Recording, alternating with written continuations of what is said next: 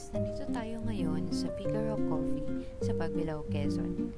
Isang cozy spot if you're looking for a chill place to unwind, mag-work, or mag-catch up with friends. At napaka-aesthetic ng place. And of course, hindi kompleto ang visit kung walang kape. So I ordered their Americano decaf.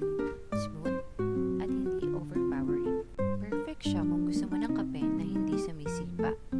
And for food, ang in-order naman namin ay half sandwich, half salad, or half pasta.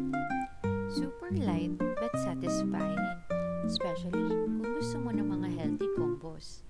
Sulit na sulit talaga ang mga combo dito.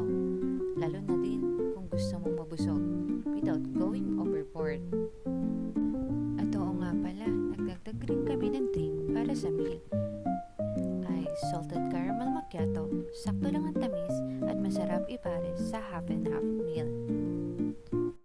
At syempre, hindi pwedeng palampasin ang dessert.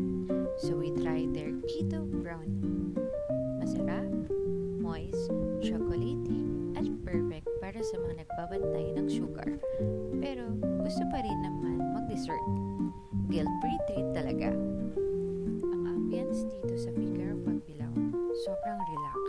May pagka-homey yung vibe. Tapos yung mga staff, very friendly and accommodating.